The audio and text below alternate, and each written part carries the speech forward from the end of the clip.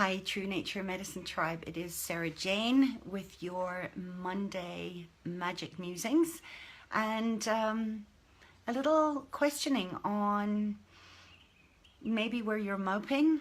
I had a really bad night last night. I think I went to sleep at about 3 o'clock and I was just overcome with this terrible voice of sadness and I felt really sorry.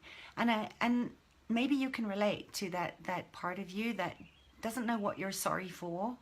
So I really just wanted to apologize. I wanted to say sorry. Sorry for all the times that you perhaps didn't trust yourself, or you thought that you needed to be sorry for something that you never did.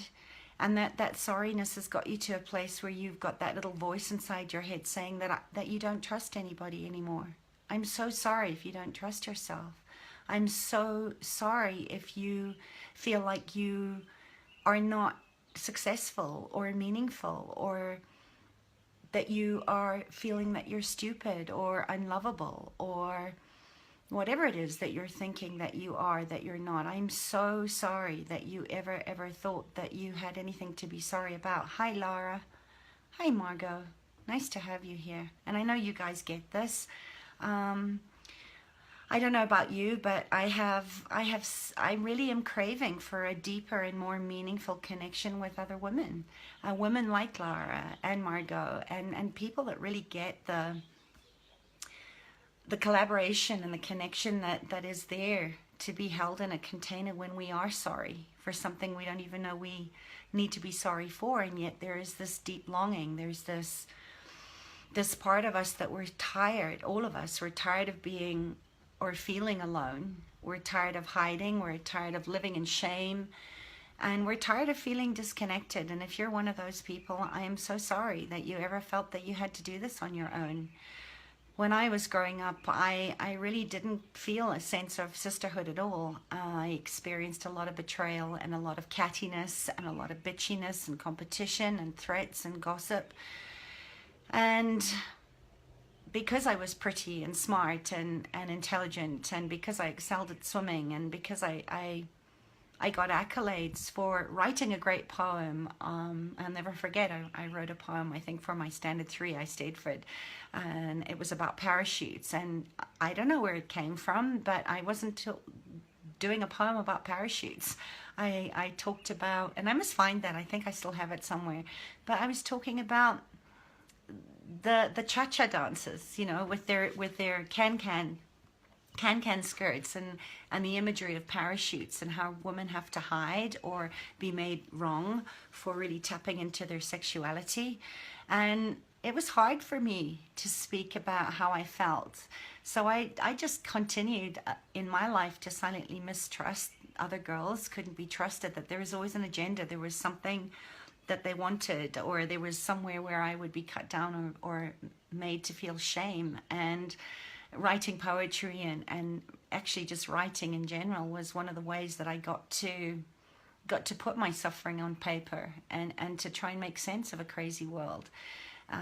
Because it's not always easy to be that vulnerable, especially when we're growing up, to actually find out where do we fit in the world. So, you know, I'm sorry. I'm so sorry that I see so much judgment and separation still in my life, and in the places of me that feel like I can't trust other women, or that I can't be trusted to support and hold spaces for other women. And I see a lot of this going on in consciousness circles. Hi, Haley. You know, that purport conscious and oneness, and that we're all in this together. And there's always so long as you keep paying your fees, so long as you keep giving me money, and that you know your place and you don't overstep or make anybody feel insuperior.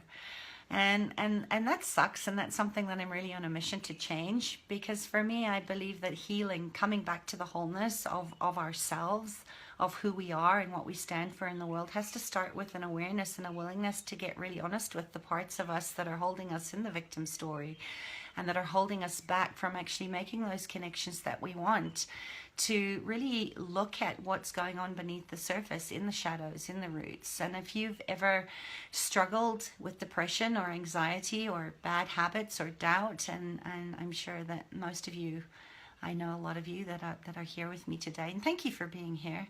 You know, we know these unhealthy patterns, and we know what it's like to deal with our inner demons and the voice of the saboteur and the mean girls, and those voices that you know, I'm really in deep appreciation and also deep apology for, that are saying, don't trust anybody. You know, you're never going to be successful. You're stupid. You're unlovable.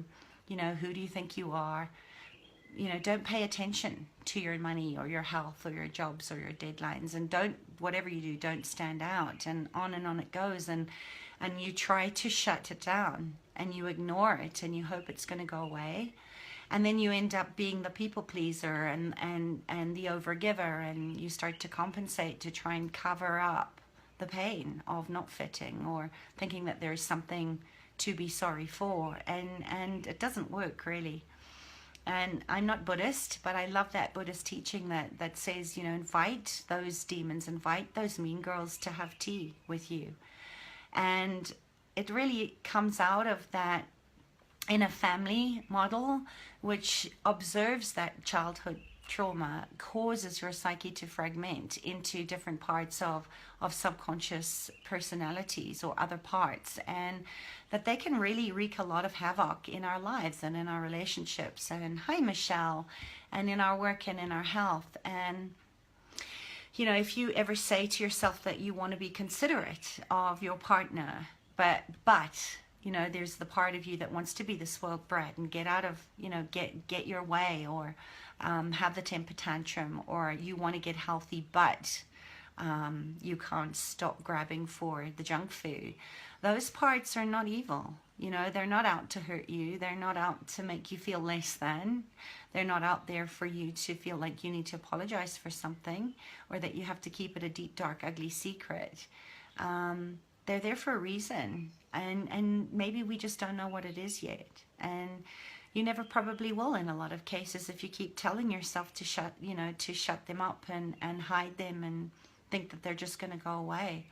So, you know, inviting those parts of you to come and have tea with you are one of the lovely little rituals that I like to do in the morning when I know my doubt and my resistance and my anxiety is at its highest, to just sit down and have a cup of tea and find out what do those parts need.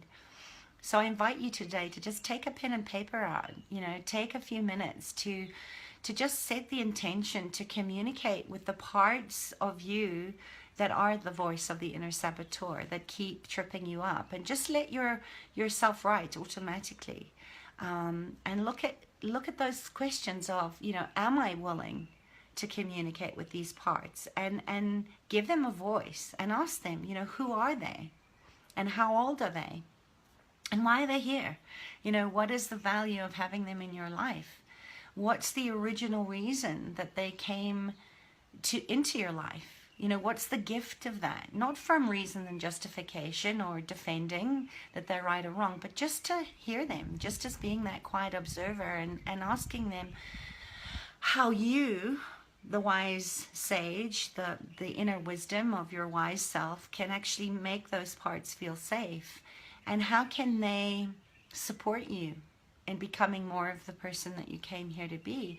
And just write until you find a sense of arriving, a sense of resolution, a sense of being able to say that you're deeply, deeply sorry that they ever felt that way, or they felt abandoned, or they felt unsafe, until you actually find more space starts to open up for you.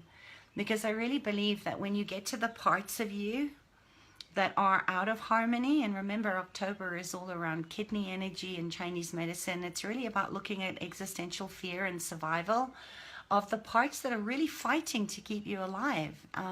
You know, I've been having some dialogue back and forth with someone that reached out to me a couple of days ago for some support, and she booked a session, and for tomorrow. And today she was already doing the back and forth of the fear parts that wanted to run away because she's afraid. And it's, you know, they've been with her pretty much her whole life. And there's a lot of story involved around all the reasons and justifications why she can't let go, that are coming up from her childhood, coming up from her parents' stories, coming up from all the parts and pieces of her where she's saying her leg feels like it's on fire today, and her autoimmune diseases are up, and she knows that this has something to do with past life stuff of being burnt at the stake. And yes, there is a collective existential fear of survival that we're all hooked into, and I recognize that in my insomnia till 3 o'clock this morning, of a restlessness and agitation of what is it that is ready to come up to be resolved, and what is the value of holding on to those parts. You know, this may be the most perfect opportunity for us to actually finally make peace with those parts, and to be able to hold a safe space for us to get around some of the other ways that it's showing up and stopping us. And a lot of times I see this with money. You know, one of the biggest objections that I hear in my work in supporting women to resolve deeply seated trauma from adverse childhood experiences, and where they're actually creating pain in their bodies as chronic disease, comes from much deeper issues around desire, around what would have to change, you know, around if they were to be seen, and what would change if they were to stand in their power, you know, and have access to that and be responsible for that, to get to what is what is the reason and justification for struggling. You know, does something come to the rescue when you go into those parts, you know, and are you really good at being broken or stuck? Because I used to be, and that voice sometimes still rears its head, because there's more to learn, because I've created the safe space into me now. I've got a faulty connection again. So, you know, here's another question: how would you relate to people in your life if it weren't from your woundings, if it wasn't from your drama and your story? You know, what then? Yikes. You know, it's a scary place to go, and oftentimes it will make us backpedal. It'll make us pull back our hand when somebody offers you support with no hidden agenda. You know, whether you have a conversation with me and it gives you support, and that's enough for you, or you want to take it deeper, I'm going to love you anyway, because you're part of this true nature medicine tribe, which is really there to know and remind you, I hope, that you're not alone. So, you know, who are you being loyal to in your struggles? Is it your mother? Is it your father? Is it your inner saboteur? Who is it for you? And what will success look like if you do actually allow yourself to be seen?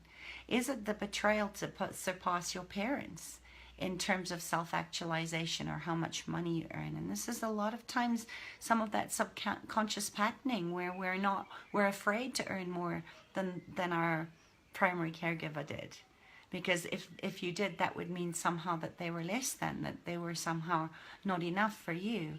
And a lot of women carry the mother wound as well. You know, the mother that saw her daughter actualizing contempt or rage or competition or frustration or regret or grief of her own, in regards to the mother not fulfilling her desires and her dreams to be able to create because of the choices and the stories, rather than seeing that, you know what, she's a great mother. So a lot of times I see women, out of loyalty to their mothers, stuff their own desires down and choose to pollute their field, instead of looking at how can I actually honor my mother in becoming more for her first before the mother. You know, think about people like Frida Kahlo. I love her. Or what's another famous painter? I love Judith Dame. And look at Oprah. You know, everybody knows Oprah. There's always struggle in there.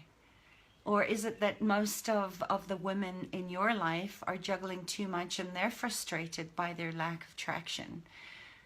You know, maybe that's the woman that's bringing up for you a lot of places where trauma is locking into your body, and you're afraid of something, And oftentimes the something is your hidden, unknown, and mysterious parts that you don't even know are running your life. You know, that something lives far back in your past, out of the reach of your conscious mind. And that's why it's called trauma, right? That's why it's so deeply seated. But the good news is that we can change it, and we can certainly get there a lot faster and a lot further when we try not to figure it out all on ourselves. So, you know, does it make sense that if you're not fully dealing with some of these aspects of shadow that have you running back into making yourself small, and it doesn't have to be the big traumas, but, you know, and the adverse childhood experiences, study, they talked about the big ones, you know, sexual abuse, incarceration of a family member. You know, we're not necessarily talking about the big ones. We're talking about chronic, unpredictable, toxic stress that's daily, that just wears you down to the point where you're exhausted and you're too tired, and you don't even know why you're depressed anymore. You know, trauma is trauma, and time doesn't heal it; it conceals it. And even witnessing the abuse of others, whether that's animals or people, that too can really wear away on your desire to live into what you came here to do. And I've seen this a lot working with PSTD and bipolar and depression, that it's not always in the big events. It's often in the small events. So if you make the decision to actually start to integrate the parts, which is all healing is to come back and be whole and heal those wounded parts of yourself, then you start to access the deeper parts of your sexual energy, of the sexual chakra, of the kidney chi, of your desire to live into the excitement and not be stuck in fear of what if. You know, what is it? What's the value of that? I hope I'm making sense. You know, sexual energy is our most potent and powerful energy. It's how we get to show up in the world, and it's what we often misidentify as fear is actually excitement. And it's that energy, that sexual energy, that gets shut down the most in the present